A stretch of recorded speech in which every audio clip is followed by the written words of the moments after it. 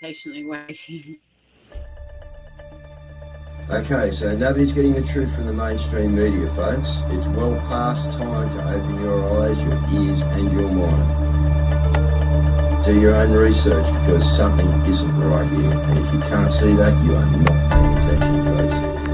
It's the opportunity to forge for ourselves and for future generations a new world order. A world where the rule of law, not the law of the jungle, governs the conduct of nations.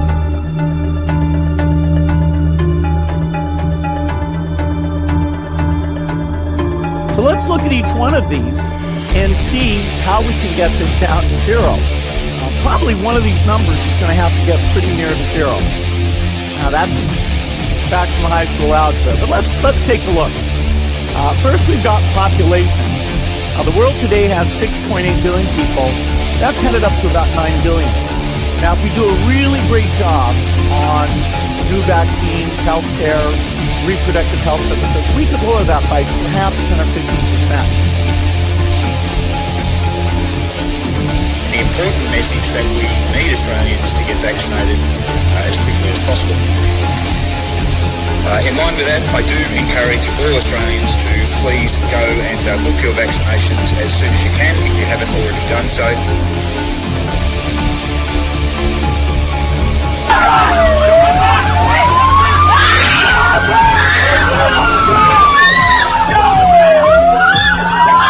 Emma, get away!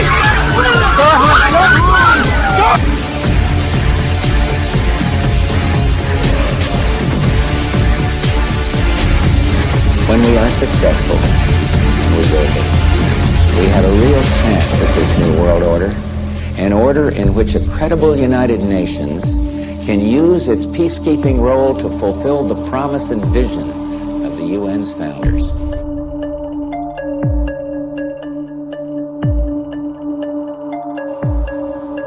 Okay, we need to stand up against this tyranny, folks. Stop giving away your freedoms and liberties, because the more you give up, the more these people will take until you have absolutely nothing left. That's their agenda.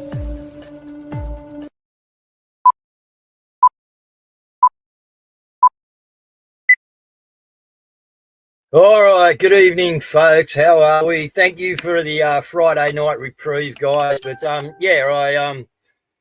But daughter and grandkids, and it was great to see them, and it was a celebration. So yeah, I just thought that I'd have to put that in front of you people for the night. I'm sorry, but that's the way it goes. Love you all, but love my daughter as well and the grandkids. So that's where I was Friday night, guys. So yeah, we just, instead of grabbing anyone in, we just gave Caz of the night, and that was it. But mate, you guys had plenty to stay entertained with, all right, because the Vax Bus, obviously, and the idiot called Mark Greenhill up at Katoomba must have kept you guys, like, pretty well, pretty well amused, I think. Like, the guy's just off his chops, people. But anyway, let's see if he sends a fine, and let's keep up with it and keep watching. Miley, we'll get into that in a minute. She's had a good thing at court, so that's good. Albo, saying that you, Australia, are in favour of a state of Palestine, so they can fix up their country over there. Well, guess what, Albo? You should stay out of it. You don't speak for us, and you should fix our country, all right? And just stay well out of there, all right? Simple as that. You are a wanker. Electric cars, guys, now they're going to be paying a road tax fee on them. All right, they're just sucking you in now, you know what I mean? Like, it's just getting better. And all why? Because they can track and trace you and charge you for the kilometres you're doing. So, guys, the deep state rort, whatever you want to call it, didn't go away over the weekend, okay? I can assure you. It's just sort of ramped up, guys. So, a couple of things that are going on here. Let's just quickly, the headlines out there, guys. Albanese announces a Palestine recognition, all right, saying it's gone too far. Well, Albo, Australia's gone too far, mate. You're the one that sold it, you and your mate Penny Wong. Simple as that. CSIRO, hundreds of jobs could be cut now. It could be cut. They will be cut, guys. Okay, so, that's interesting because they have a lot to do with Antarctica, and that's the CSIRO.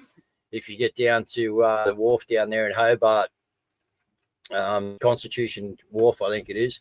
Yeah, full CSIRO down there, guys, all to do with Antarctica. So that's an interesting thing, 300 to be slashed from there, I think, anyway. Yeah, new road tax on the horizon. That's it. Like, it's just like these guys just keep going. Okay, doctors urge caution. This is the ABC, guys. Doctors are warning caution over a growing wellness industry in Australia. Well, how dare we want to get well? Because your government loves you to death and they're poisoning you to death, guys. But, Bowen's still, guys, he's still pushing it. All the figures are looking right against him, but it doesn't matter. They just stay on track and they keep pushing this so-called renewable energy that they think we need. So let's bring Franco in because he's been out and around the traps today. They had Monday at Maggie's, and I think Frank's also been into town for the court case. So Frank, how are you, bud? Here's Caz. I'm really all right, well, we're all in. We are. How are you, Caz? Very well, thank you. Now, it was very exciting. I've got a little bit of footage here. Yeah. And the happy snaps are starting to come up. Yeah.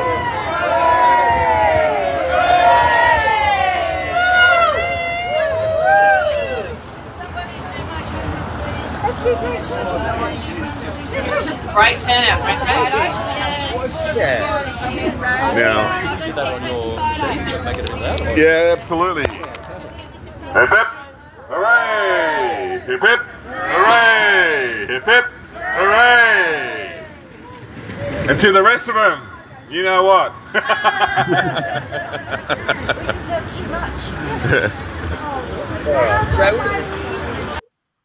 was the hip hip hoorays for a big celebration? What happened there, Frank? You were on the ground, mate. So tell us exactly what's going on.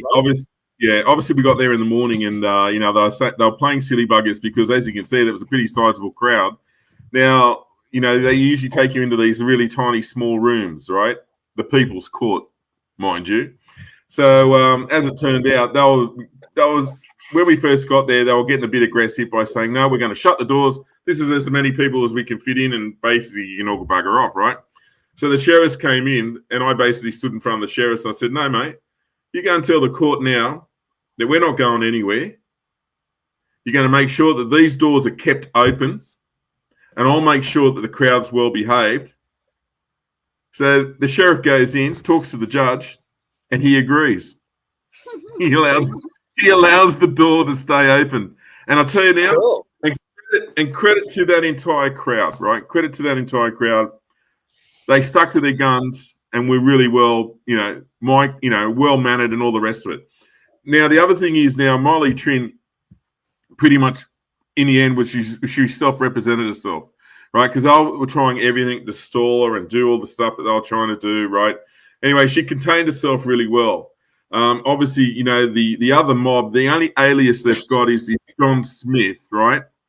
And it was actually, the thing that John Smith has, he doesn't even exist. He apparently had Miley Trin's brother's Medicare card. Now, I don't know how that happens, Jave, but you know what? That's their argument.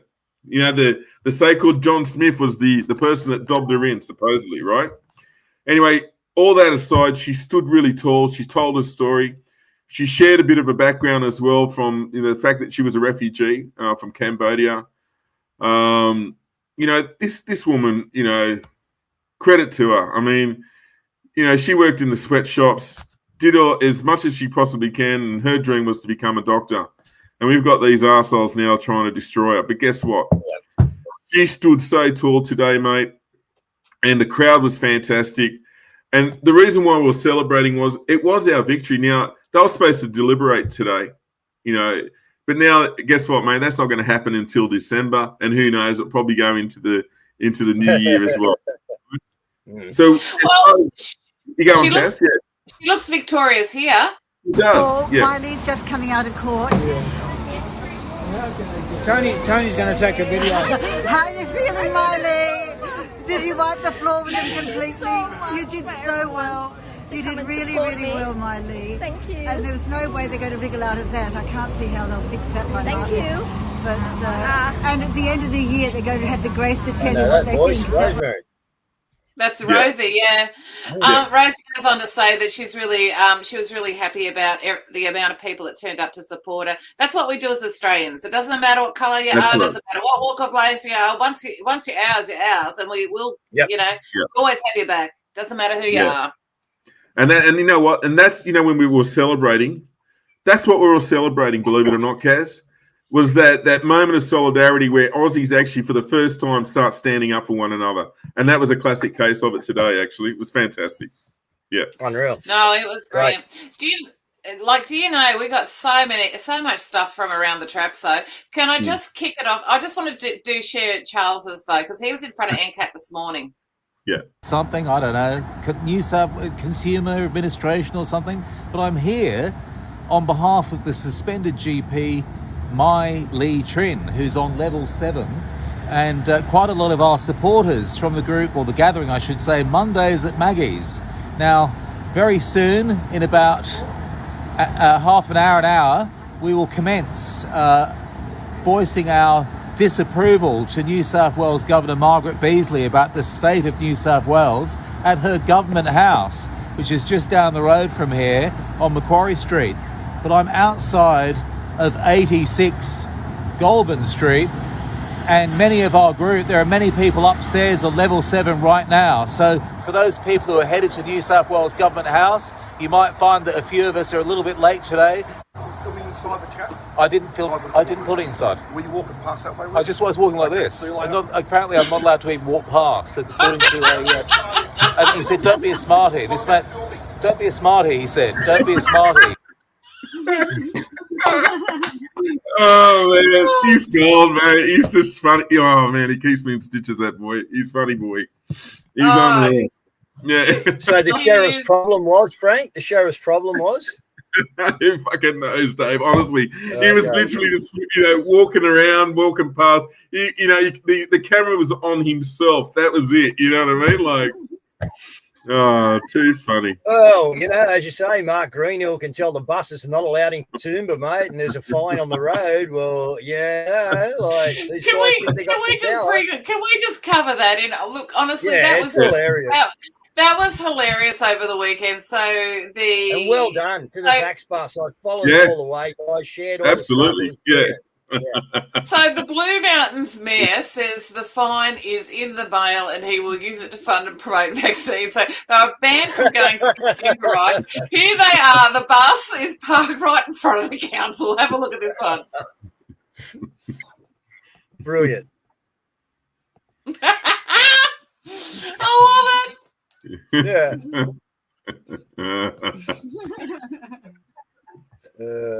He was nowhere to be found, like all of them, mate. They run away. Yeah. I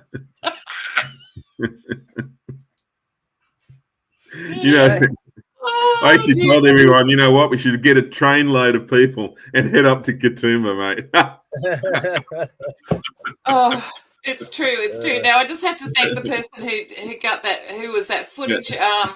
While you guys are looking for it, or while you guys just talk while I look for it. I just think it's the guy's giving us more publicity, Frank, than you could poke a stick at, mate. You know what I mean? Absolutely brilliant. Like, he's got no idea about the internet and how it operates. You know what I mean? Like, he just put Australia-wide advertisement all over it, and worldwide, A red flag to a bull. You know what it is, Dave? He underestimated that there is a parallel universe in Australia right now, and that's us, right? And you know what? We're growing in numbers, and guess what? Welcome to the new Australia, mate. Can I just take a minute? Thank you, Monica Martinez, for that footage there. Brilliant. And also, I'd like to thank Amber Drake, I think it is, for this footage. Yep. Got cut off. Tried to get back on, wouldn't let me back on. So I've had to wait a while. So we'll try again, because I thought we won't miss this opportunity to talk about Forest of the Fallen today. As we haven't done one for a little bit because the weather's been pretty shoddy down here, like freezing, wet, and pretty revolting. So anyway, we'll go for a walk through. You never know, someone might stop to talk. We've had a lot of people through today, heaps. But it's quietening down now, obviously. It's getting... There's a girl at the back there, 19, injured. But sorry, Sienna Knowles, if we had have only told you back then. Well, we tried. We did try, and there's more going down all the time, guys. I'm seeing them everywhere. Coaches, athletes, runners, like it's just incredible, man. Incredible. It's not good, Dave, is it? No. It is, but our people are so busy. They are so getting the word out. Like this is Melbourne this weekend. And thank you, Elizabeth Stewart, for this. So they're standing exposed to 28 is on their shirts in front of the government house. And this is Elizabeth on her way up to on her way up to the Eternal Flame by the looks of it. Yeah. So, yeah. She's a legend. She is a legend. She's an absolute legend. She's also got a phone call that she rang into the radio that I've got to actually figure out how to download, and then we'll play it. But it's just brilliant. Yeah, look, that's it, guys. Get onto these radio stations, all right? Okay, I'm finding it hard to get back onto to SM. They got me at the switch now. They don't trust me. And I can't go in line to them because I can get myself into trouble, right, being who I am. So I got to go in there and go, yeah, it's Dave Graham. They beep, beep, beep, beep. So give you a voice filter, Dave, is what we need, mate. They won't recognise you. Oh, mate, yeah, it's unbelievable. But anyway, that's what it is. That just puts the onus on you guys to ring up. Maybe there's better talkers out there than me. Well, get on the phone and get on the radio and tell Australia what's going on. That's how we get the word out, guys. The normies listen to the radio. There's a disturbing trend at the moment, and somebody else has picked up on it, and it's where they've made so many laws that everyone is a criminal. This is Sean McLeod. I've just started following him today on Twitter. It's lying. Their mouth is moving. For us to continue to think that our governments are just a bunch of idiots, well, yeah, majority, pack of idiots.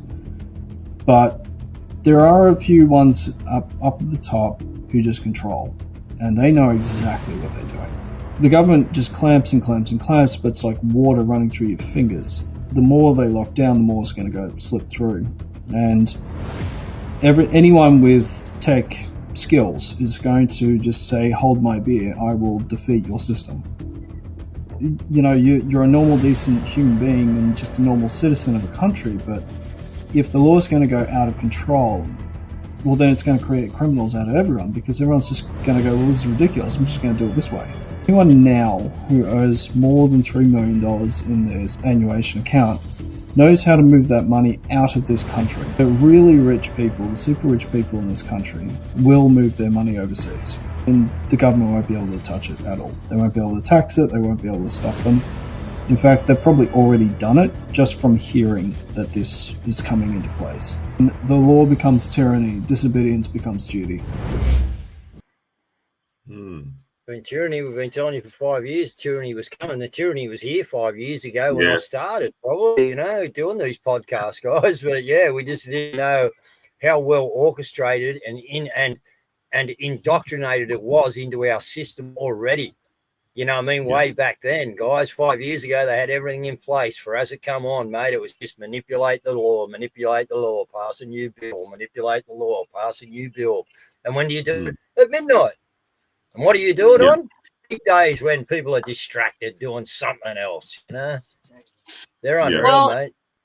It is really concerning because we have this one as well, which is basically now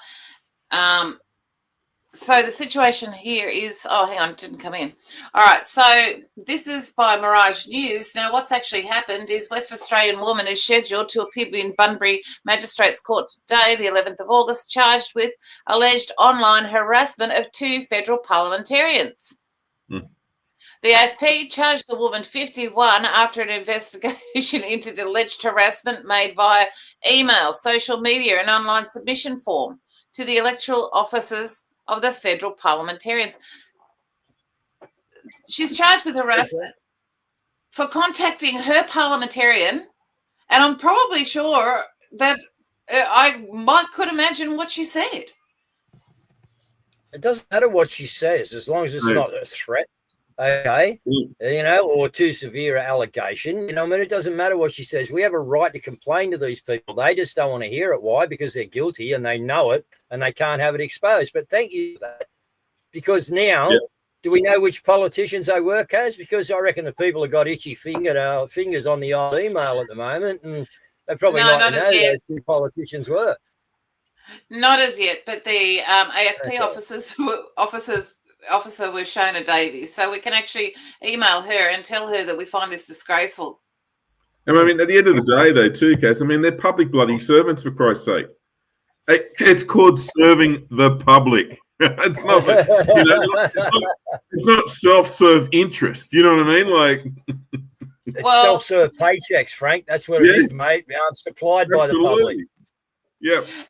And you can see why they're panicking, because the news is so bad on so many fronts, like especially the home invasions. Jordan Ditloff, who ran for Parliament in the Libertarians, he's in Victoria. He put this together. So last night, police have reported that an 84-year-old man was attacked in his home by a burglar armed with a knife.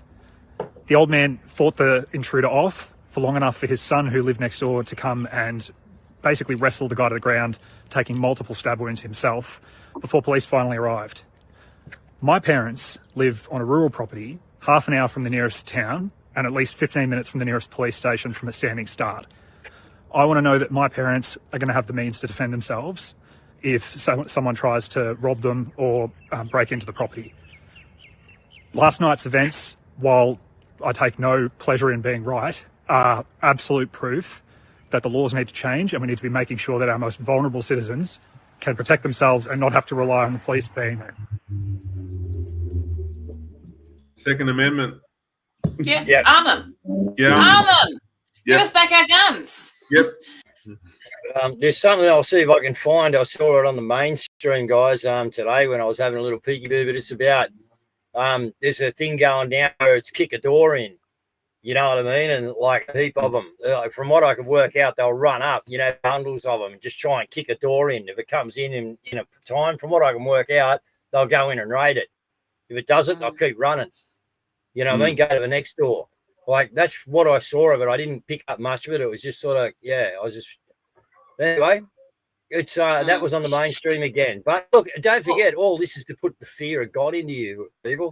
Okay, that's what it's all about. They know what they're doing. What it also does, Dave, is it's allowing the public to feel that, problem solves solution. So they're creating the problem. The government's trying to try and solve it, and then they'll give you the solution, which is their solution, right? $100,000 machete bin, and you're not happy, Frank. Is that what you're saying to me, mate?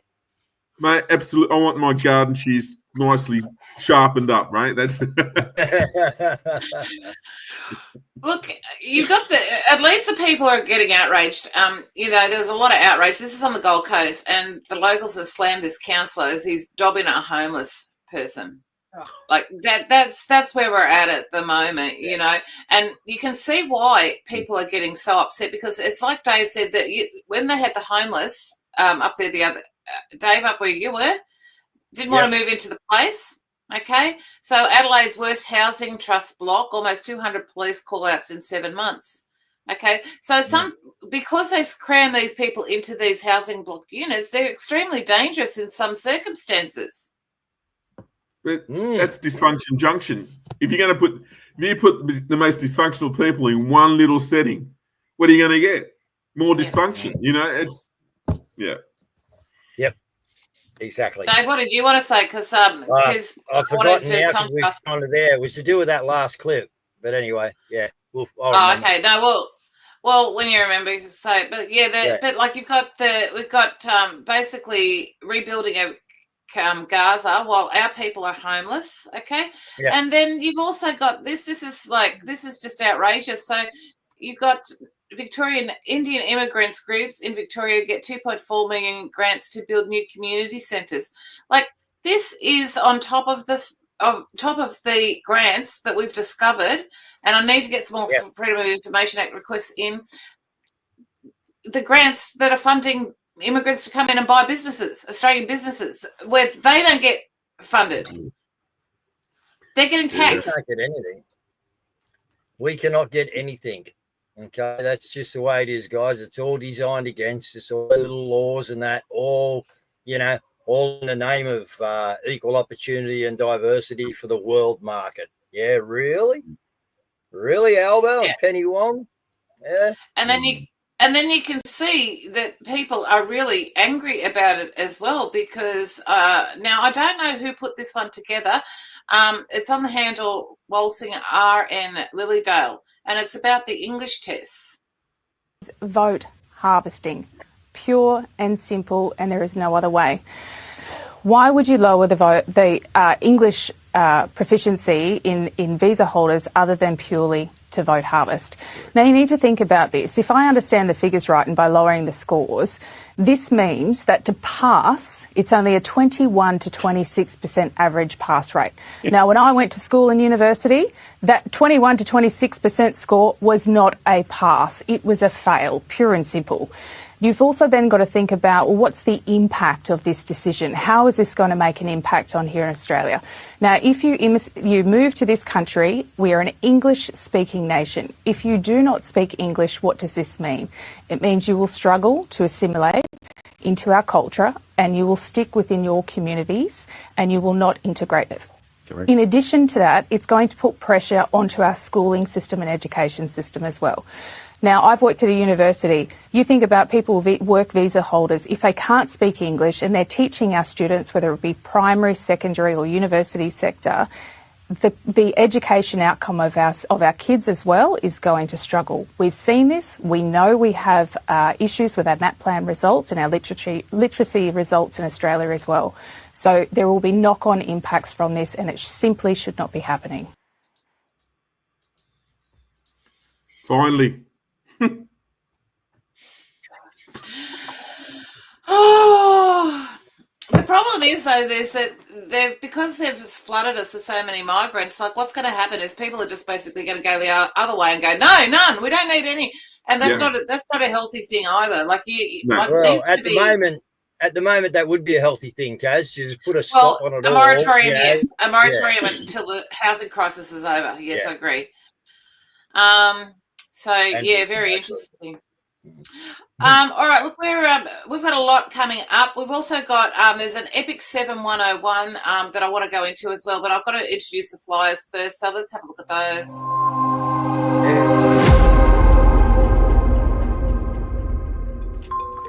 And the Mondays at Maggie's crew is calling for tools down. It's time to stand together. A corrupt and tyrannical government is crushing industries, stripping freedoms and silencing voices. This affects every worker and every business.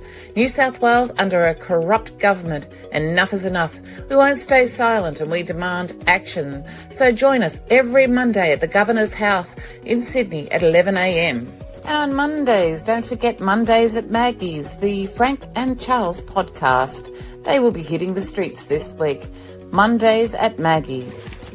And the Wollongong FUCCP parade will start on Sunday, September 7th at 8 a.m, leaving Helensburgh, parading through Thirroul, Bulli, Port Kembla, Shell Harbour, Dapto and finish at Stewart Park, Wollongong. There will be a barbecue from 1 p.m. with guest speakers. And there is a public protest rally, Stop E-Karen, no to digital ID, no biometric facial scanning, 1 p.m. on Saturday the 13th of September, Piermont Bay Park. And on Saturday, August 23rd at 12 p.m. at the Hyde Park Fountain, there will be a march against chemtrails. And on Saturday, the 22nd of November, there is an Abolish Abortion Australia conference. This will be featuring T. Russell Hunter. And unleash your voice with Matilda TV. Matilda TV is a free speech haven, a platform committed to unfiltered expression with easy video uploading and seamless upload and share your videos. Matilda TV also has pinned comments and voting. So head over to Matilda TV. And in Victoria, we have the following events. In Melbourne, gather at the Governor's every Saturday to end the tyranny. 10 a.m. every Saturday at the Governor Gates. And join the Justice of the People in Melbourne every Sunday at 4:30 p.m. for a remembrance at the Shrine of Remembrance. And the Freedom Unites Coast and Country Parades will now be held on September the 6th and 7th, which is a Saturday and Sunday. Jodie's inviting everyone to register their interest now. And a stand in the park, Albury Wodonga, are celebrating 5 years. So on Sunday, the 7th of September, they're hosting a barbecue. And there will be a Women Will Speak event on Saturday, the 16th of August at 11:30am at Parliament House Steps, Spring Street, Melbourne. Women's Voices Australia. And there will be a Turn Off Your Solar Panels event on Tuesday, the 20th of August. Turn them off or flick the switch for the day. Australia, it's time to fight back. And there will be a nationwide capital city protest, Australia, it's time to rise, on the 31st of August 2025 at 12pm.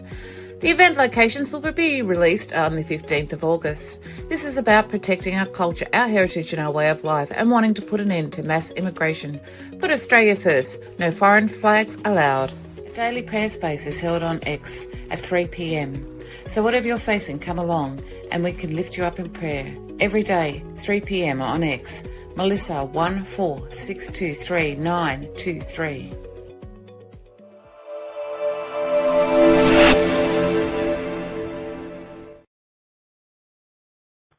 Plenty on out there. No excuse not to be active in something, people. Belinda Steve, yes, we'll be on radio tomorrow, 1pm to 2:30pm, Triple H 100.1. There you go. Guys. Well done. Brilliant. All right, so now it's we also have this on as I would have a flyer, except it's too big. It's 3 minutes 40, but I just want to play the intro. It's talking about going back to Epic. Epic 7101, The People's Stand. Epic for Exhibition Park in Canberra, The Gathering Point. 7101 from the petition that calls time on corruption. EN 7101. What it is, not just a protest, not just a festival. This is a peaceful revolution of the people. A multi-day gathering of unity, art, truth, and fire, where families, workers, healers, and warriors unite. Music and speeches ignite courage. Workshops teach sovereignty, common law, legal resistance, and self-sufficiency. We camp, we speak, we rise, and we show this country who it really belongs to, the people. What we demand: 1. Cap government pensions and perks. 2. Close corporate tax loopholes. 3. Reinvest in mental health, housing, and real health care. 4. Remove corrupt officials, clean house. 5. Recognize the people as the highest authority in a democracy. 6. Cancel illegitimate national debt. The truth about debt. Australia's so-called national debt is not your fault. You didn't vote for the reckless spending. You didn't sign the blank checks for corporate bailouts, foreign wars, fake infrastructure, or massive government salaries. You did. We'll leave it there. It's available on the website. But anyway, it's just there's a lot of people standing up and taking action at the moment, which is just incredible. Yeah, interesting. All these things coming out like they are, and just watch them, guys. Yeah. Yeah. Well, now Scotty has weighed in on net zero and how it affects housing. So now I have to do a trigger warning here, Dave. It features one of your favourite people. So just oh no, actually no, it's not net zero. Two Worlds Collide have done one on Bowen, and also Scotty's done one on how it affects. So let's have a listen to this one first. 84% of the world's GDP is covered by net zero commitments. In my view, net zero isn't about cutting emissions. It's morphed into a global trading market. Carbon credits bought and sold like shares on Wall Street. Pollute in one place, offset somewhere else overseas, and claim that you're green. It's literally just moving numbers around on a spreadsheet while the smokestacks keep running. So this is the thing about all this net zero stuff. It doesn't mean net zero emissions, just means you can trade something and claim you're green. That makes no sense. Just recently, for example, renewables overtook coal as the largest source of electricity for India. And then there's a claim that India is using more solar than coal. Come on, Chris. From the figures I've seen, coal still absolutely dominates in India. It does all the heavy shifting. And it always will. And if there's any data showing otherwise, I'd love to see it. I'm unsure where you're getting your data from, but come on, mate. Because what's publicly available is telling a complete different story to what you're saying. I honestly don't know who's advising you on this messaging. Don't know, maybe it's the big global investors who stand to benefit most from the carbon market. But it just doesn't line up when you compare it to the world scoreboard. Meanwhile, whilst you make all these claims, our government ships off coal and gas to India and China to burn, but we can't use it ourselves. The hypocrisy here is off the charts, Chris. Same atmosphere, same sky. Doesn't matter if you burn it in Brisbane or Beijing, it gets burnt. And while we're at it, I'm going to say a few more things. Why is your government doing nothing about our debt? This is the crisis no one is talking about. Why are you smashing us with higher immigration numbers while the housing market becomes less affordable? And here's the big kicker. Why did you guys stay quiet when the Australian flag got burned and extremist symbols appeared in our streets at the recent march? That doesn't look like leadership to me. And more Australians are now starting to feel the same way. We are starting to see what's really happening. What's your thoughts? Thoughts are a lot more people are seeing what's happening. Yep. They are indeed, mate. Mm. Well, they are. Well, Scotty's actually weighed in on that as well, as far as he basically puts together how net zero relates to the housing crisis as well. I've just got where did I put it? Oh, there it is. Oh, right it all at the top. runs in together. Exactly About right. to unload on all the politicians in Australia supporting net zero. But what has this got to do with the housing crisis, you ask? One of the major costs in delivering a new home in Australia is compliance with the National Construction Code, which has gone absolutely bonkers since Australia committed to a net zero future. Achieving net zero is now about the how, not the if, not the when, or the why. Net zero means that we now have 7-star energy ratings on houses. We must have energy efficient appliances. We must make a house more expensive so that we can meet our net zero obligations. At the same time we've done that, we've imported millions of people. So ever since this arsehat said this, then we can solve the climate challenge. The cost to deliver a new home in Australia has doubled. Every politician in this country that supports net zero needs to be dumped as soon as possible. And I 100% support Advance's campaign to wipe them out. Australia, make your voice heard. The question about why are we doing this? It's just because we have to. Net zero, net zero, net zero. Of course, I want to get to net zero as soon as possible. Why don't we get you guys to net zero? That'd be a good thing. Stop the rot sack bot, net zero, start again. Watch the meter rip then. Yeah, absolutely.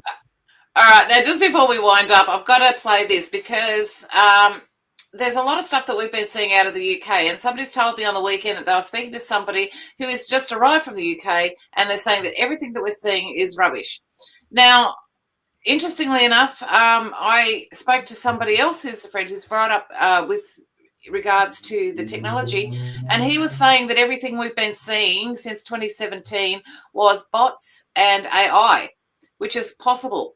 Anyway, this guy has weighed in going, what is everyone talking about? The UK is not going the wrong direction, it's going the right direction. Genric is doing now. He's like a Nigel Farage mini-me. Genric is trying to produce like tribute videos to Nigel Farage, coming up with the same narrative, like we've lost control of our country, etc., which simply isn't true. So if this essentially misleading message echoed by all political parties, you end up with a narrative which is so detached from the truth that people just simply will not recognise the progress around them. So for the essay, we commissioned a poll from YouGov asking people if they are aware of some of the progress, not just in crime, but in climate, for example, and road deaths. And people think these are getting a lot worse. I mean, greenhouse gas emissions are something like 53% down from their peak. Hardly anybody believes that to be true. Road deaths, for example, are a fraction of what they once were. People don't believe that to be true either. But progress, when it happens incrementally, isn't really noticeable. It doesn't grab headlines. It's not really spoken about. It lacks a spokesman, and it also lacks people believing in it. So the risk is that we get inured to the kind of progress and blind to the progress. and are inclined to believe things are getting a lot worse in Britain, when in fact, longer term, they're getting a lot better. And I would also make the rather unpopular argument that this is an amazing country, and broadly speaking, there has never been a better time to live in it. So it's just very interesting to see alternative views. Lisa Elliott, not from what I'm hearing from my British friends, and I'm hearing different things too. So look, guys, discernment, try and find. That's it. We don't know, and but we're just trying to find out the truth. One of the things that we are going out to is Josh Reed was interviewed by Charlie Ward. Whoops! But he did a really good job, and he broke down what's actually really going on behind the scenes with regards to the reset in the financial system. So I've cut it into 6 or 7 minutes. It's actually very good, and we kind of got a bit of confirmation on it. So, Franco, if you'd like to have final words, and Dave, if you'd like to wrap up, we're going out to it. Yeah, look, I just want to, praise the people that came out. And at the end of the day, we can get this job done, when we all stand together. So we saw a good example of it today. We saw a good example of Australians actually really propping up and standing up for one another today. And if we continue on that route, I'll tell you now, we'd have this done before we'd even know it. So I just want to encourage everybody to, there's so many events out there. Get out there, support whoever's doing it, and come and join us. Come and join us. Let's bring it down. That's it. Yep. Well, yeah. Thanks, Frank. You've had a big day, mate. Someone just said that. You've had a big day. You would have had a big day, mate. You've been out at it all day, and I'll drag you on the show tonight to give us an update. So thanks again for what you've done, mate. Go and have some tea now, mate. But, look, guys, let's just keep pushing forward. All right, we're doing well. We've got our little Wollongong thing set up there, guys. Who else? Their community set up, for the Father's Day run. What else are you looking at between now and then? There's plenty to do. You discern what's right and wrong with you, okay, and get behind something, guys. That's how we do it. But, yeah, excellent job, everyone. All right, Caz is taking you out tonight with some bit of info she thinks is going to be relative and may settle a few people and give you an idea of what supposedly is going on in the background, guys. Good night. Anniversary of the U.S. Army, Donald Trump marched tanks and troops down the street in Washington, D.C., just like you would do when you're taking over a city in a war. Then 4 days later, he announced victory and raised the American flag on the White House lawn on two 88-foot flag posts, signifying a change of command, signifying that they were now in power and control in the end of the belligerent occupation. And what happens after this? Movie one begins to start, FISA-gate. And it starts dropping hard on all of them because Donald Trump's signifying that their belligerent occupation has ended, that the corporation is no longer, that it's dissolved. We are back to a constitutional republic, and we are doing things a lot differently from this point forth. And we're going to prosecute those and hold them accountable for their crimes against us. And so with that, if you go back to January and you watch what Donald Trump's doing, I talk about this often. In 1933, there was something known as the Emergency Banking Acts in the United States of America. One of them brought about was called Joint House Resolution 129. And this authorized the Federal Reserve to start issuing what's known as the Federal Reserve Note. But it also brought about other legitimate types of currencies that could be utilized. We just saw the stablecoin bill being passed in the United States. And I want people to start beginning to see that what Donald Trump is doing is he is attacking the central banks at their core. When you start looking at the tariff negotiations that Trump is doing, this is an attack on the central banks. If we understand what the function of the central banks are on the international community, the central banks regulate the flow and transfer of money to financial institutions that which then loan to businesses and organizations for logistical trade. As in, if I have $1 billion of oil going to the United States, that's got to come over on a tanker, that's got to get offloaded onto tractor trailers, onto semi-trucks, to distilleries, and then it's got to get refined, and then it's got to get shipped off to gas stations, and that company doesn't get paid till it gets pumped into the gas tank of somebody's car. But how does Saudi Arabia get paid that $1 billion up front? Well, it's short interim loans that come from large financial institutions, which is regulated by the central banking control. And what Donald Trump did over the last 6 months is renegotiate all those deals and remove the subsidizing of all of these globalist type of countries. He removed that subsidization, which basically kills the IMF's plan, kills the central bank's plan, but also put a thorn in their heel because now they no longer control the global trade from the perspective of interim loan capital. Now everything is renegotiated on an equal manner for deals to where there's a free flow of capital that's occurring. Then you have gold rehypothecation.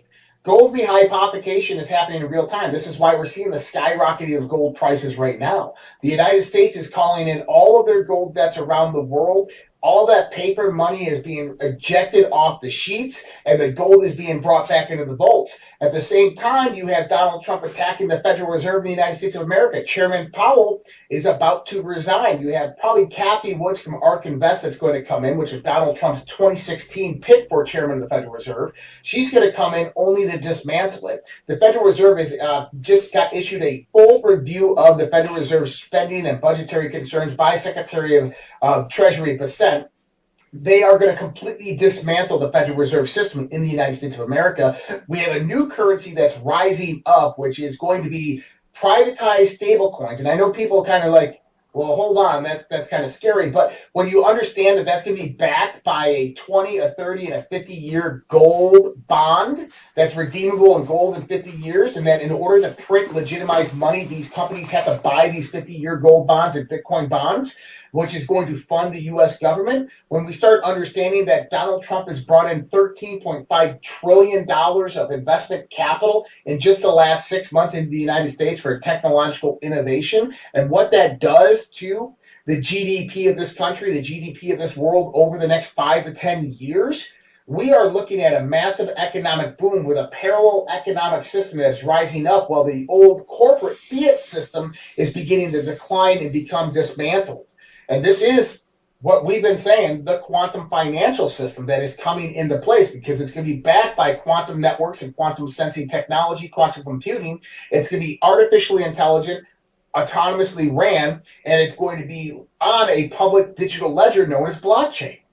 And this is being integrated right now. It's rising up to compete, and it's going to completely revolutionize the world. But the one thing it's going to do is it's going to break the chains of slavery for people around the world who have been put into this fiat system, not by their own choice, but under the slavery of the bankers for the last 100 years. And these bankers, the old guard system, is being systematically dismantled and taken out. And they're trying to keep up by buying Bitcoin and staying in the cryptocurrency, but they're never going to get anywhere near the majority that they need. And the Congress in the United States is not going to pass any law that is going to be pro-beneficial to these types of organizations.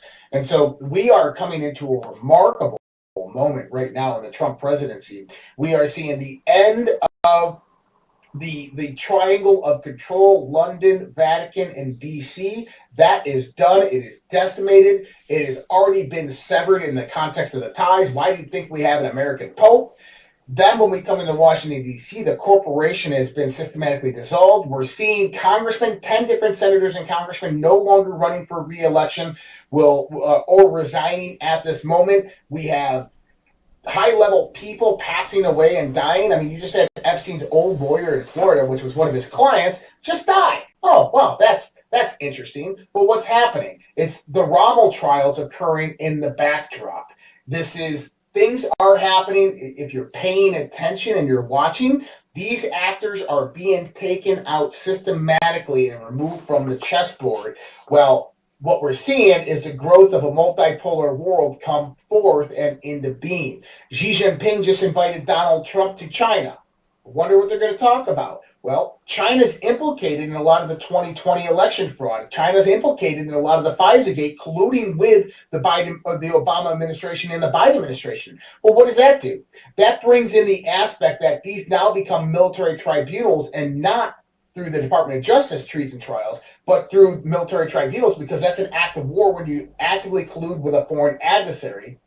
And I guarantee you, China is going to hand over all the documentation, just like Putin did to Donald Trump, to basically give themselves absolute liability, removal of liability from this, but take down the deep state infrastructure. Because we know Xi Jinping, at the core, he doesn't want a one world government. He doesn't want China to take rules and controls from a global oligarchy.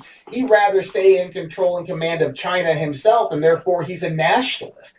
And we start looking at Xi Jinping as a nationalist, it means that he has to play on the front of the multipolar world. And so he's going to play with Donald Trump, and he's going to play with Vladimir Putin, and they're going to take this game forth and take down this global cabal. And that's what we are seeing.